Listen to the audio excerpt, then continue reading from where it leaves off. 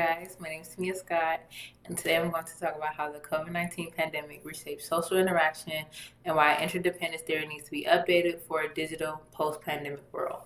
I'll focus on how people now rely on social media and parasocial relationships for connection, and whether these changes apply only in the United States or across cultures. The pandemic reveals something important. People are deeply interconnected. Our emotions, decisions, and behaviors don't happen in isolation. Interdependence theory explains this by arguing that individuals' outcomes are shaped not just by their own choices, but by the choices of others within shared systems of interaction. According to researchers Harold Kelly and John Talbot, who originally developed the theory, people exist in patterns of mutual influence, where rewards, cost, and satisfaction are jointly determined. At its core, interdependence theory says relationships are based on mutual influence. Each person has some control over the other's outcome. For example, if two friends are deciding whether to study together, one person's motivation affects the other's success, stress level, and behavior. What I do affects you, and what you do affects me. Behavior is relational, not isolated. Before the pandemic, this framework mostly applied to physical interaction, but COVID changed that.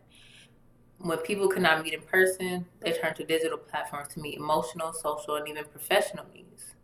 Social media stopped being optional entertainment and became a primary way to socialize. Instead of meeting friends for coffee, people FaceTime, Snapchatted, joined Discord servers, or spent hours scrolling on TikToks. Birthday parties became Zoom calls, class discussions happened on discussion boards, even grief and celebration moved online. Many people realized that they could feel socially present without leaving their room. This is where interdependence theory needs updating. In a post-pandemic world, interdependence no longer exists mainly between two people in the same room. Instead, it exists within digital networks made up of followers, algorithms, comment sections, influencers, and online communities. During lockdown, people used Instagram, TikTok, Twitter, Twitch, and YouTube to replace face-to-face interaction. Even after restrictions ended, many people continue relying on these spaces because they felt safer and easier and more controlled than in-person socializing. For example, posting a selfie on Instagram isn't just self-expression. Your mood might depend on how many likes or comments you get. If the post gets attention, you feel validated. If it's ignored, you might feel embarrassed, anxious, or rejected. Your emotional outcome now depends on a digital audience, not just a close friend. So instead of depending only on partners or friends, people depend on networked audiences. Likes become rewards, silence becomes a cost. Going viral becomes social success, and being unseen feels like a social failure.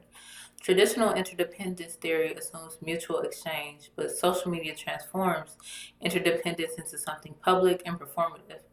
People regulate identity online. Someone might delete a post that doesn't perform well or change how they dress, talk, or think based on what gets attention. This also affects offline behavior. Research by Vogel and colleagues found that social media use increases social comparison, which can contribute to anxiety and lower self-esteem when online interaction replaces offline engagement.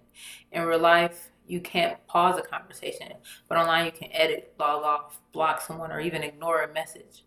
Over time, heavy digital reliance can make real-world interaction feel risky and uncomfortable. Now, building on this networked version of interdependence, one of the most important updates to the theory is parasocial interdependence. Parasocial relationships are one-sided emotional bonds with influencers, streamers, YouTubers, or podcast hosts. These are relationships where the viewer feels close, but the creator doesn't actually know them. The concept was originally introduced by Horton and Wall, who described parasocial interaction as the illusion of a face-to-face relationship with media figures. For example, someone might watch the same Twitch streamer every night. They learn the streamer's personality, their jokes, struggles, and opinions, and over time, the viewer feels connected. If the streamer is sad, the viewer is sad. If the streamer gives advice, the viewer listens. Another example is TikTok creators who talk about mental health, relationships, or daily routines. Viewers might say things like, "She helped me through my breakup," even though they've never met her.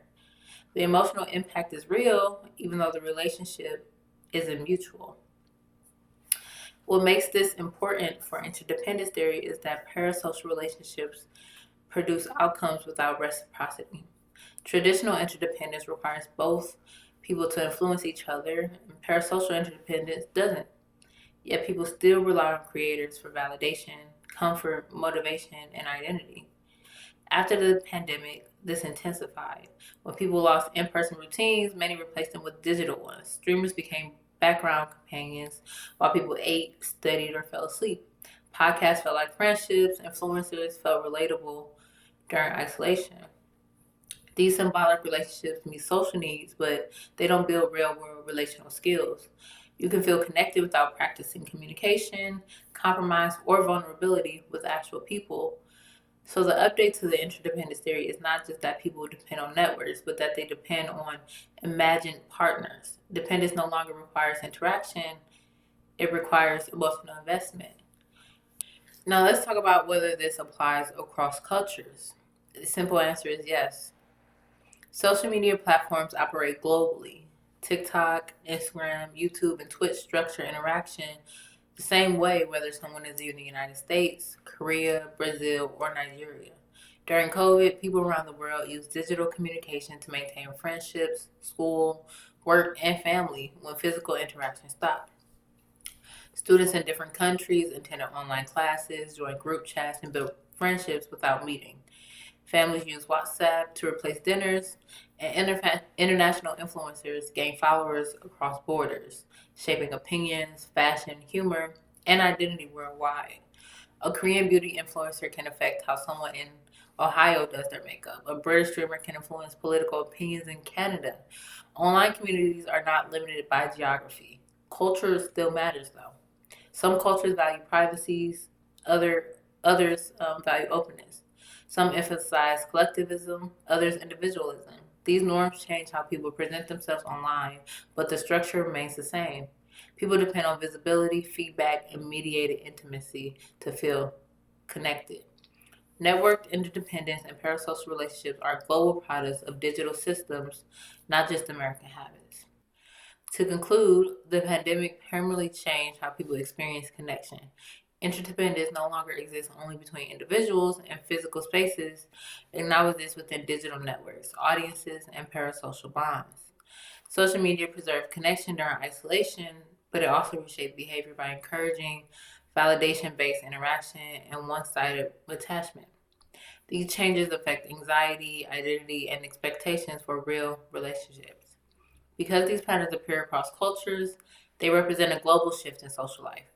Updating interdependence theory to include digital networks and parasocial interdependence gives us a clearer framework for understanding human connection in a post pandemic digital society. Thank you guys for listening.